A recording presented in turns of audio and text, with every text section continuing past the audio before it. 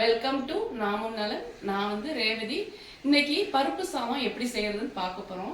இது சின்னவங்கல இருந்து பெரியவங்க வரைக்கும் ரொம்ப பிடிக்கும். இது பேச்சுலர்ஸ் வந்து நீங்க உங்க வீட்லயே உங்க ரூம்லயே இதை செய்யலாம். ரொம்ப ஈஸியான ஒரு ரெசிபி. வாங்க எப்படி செய்யறதுன்னு பார்ப்போம். பருப்பு சாதத்திற்கு தேவையான பொருட்கள்: கடுகு, உளுந்தம்பருப்பு, ஜீரகம், மஞ்சள் பொடி, 2 மீடியம் சைஸ் பெரிய வெங்காயம், மீடியம் சைஸ் 2 தக்காளி, 3 பச்சை மிளகாய், கருவேப்பிலை, 3 வரமிளகாய், 3/4 டம்ளர் துவரம்பருப்பு, வீட்டு சாப்பாட்டு அரிசி 3/4 டம்ளர்.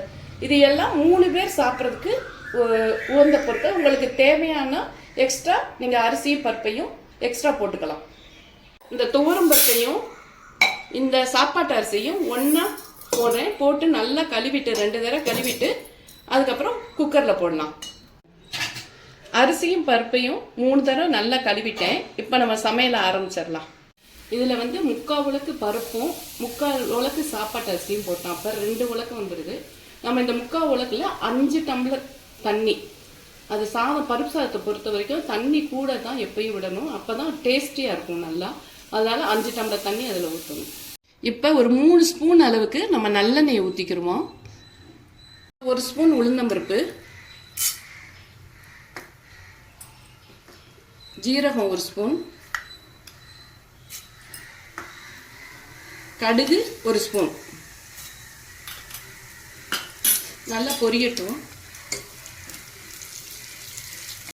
இப்போ பாருங்க, உளுந்தம்பருப்பு, ஜீரகம், கடுகு எல்லாமே நல்லா பொரிஞ்சிருச்சு. இப்போ நம்ம கட் பண்ண வெங்காயத்தை இதில் போட்டுருவோம்.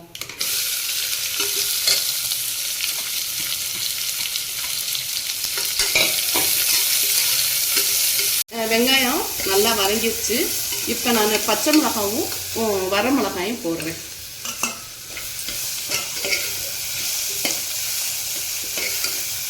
இப்போ ஒரு 3 நிமிஷம் வதங்கட்டும். வதங்கினதுக்கப்புறம் நம்ம தக்காளியை போடலாம். வதங்கிடுச்சு நல்லா. இப்போ ப்ரௌன் ஆயிடுச்சு ஆனியனு. இப்போ நான் வந்து தக்காளியை போடுறேன்.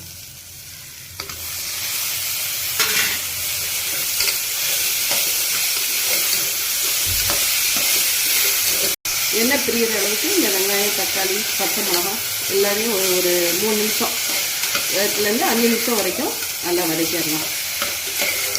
தக்காளி வந்து நல்லா ஒரு அரை வேக்கடை வதங்கியிருக்கு. இப்போ நம்ம மஞ்சள் தூளை சேர்த்துக்கலாம். 1 ஸ்பூன் மஞ்சள் தூளை சேர்த்துக்கலாம்.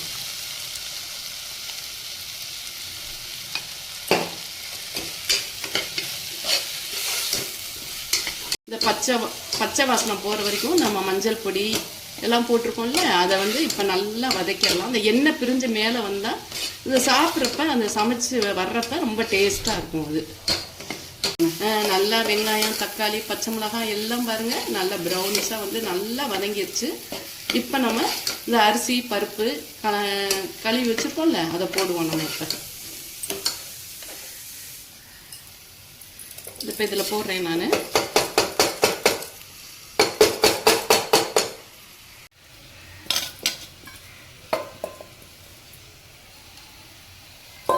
இப்போ இதை நல்லா கிளறிடுறேன்.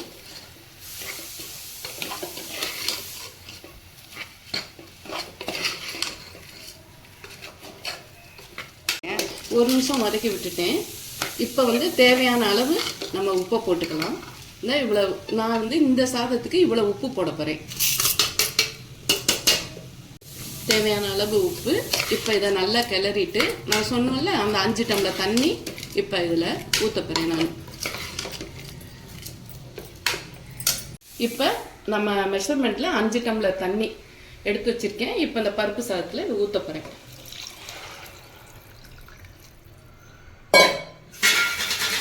நல்லா கிளறிடுவோம். சால்ட்டு வேறு போட்டுப்போம்ல. நல்லா கிளறிட்டு இப்போ ஒரு 2 சவுண்டு விட்டுறேன். நான் குக்கரை மூட போகிறேன். மூடி ஒரு 2 சவுண்டு விட்டுறேன். நான் குக்கரை மூட போகிறேன்.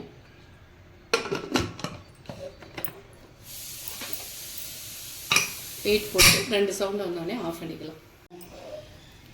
இப்போ திறந்து பார்த்துருவோமா பருப்பு சாதம் எப்படி இருக்குன்னு பார்ப்போம். பாருங்கள், வாசனை ரொம்ப தூக்குது. இப்போ இதை நல்லா கிளறிடுறேன். கிளறிட்டு கொஞ்சம் நெய் விட்டோம்னா இன்னும் ரொம்ப நல்லா டேஸ்டியாக இருக்கும். அதனால் 1 ஸ்பூன் நெய் விட்டுறேன்.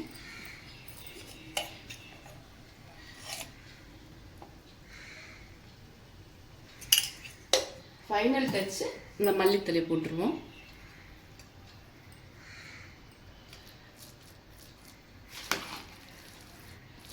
பாருங்க, இதை செய்யறதுக்கு எனக்கு மொத்தமே டைம் வந்து 20 நிமிஷம் தான் ஆச்சு. எவ்வளோ டேஸ்டாகவும் இருக்கும். இது ரொம்ப நல்லா வேற வந்திருக்கு.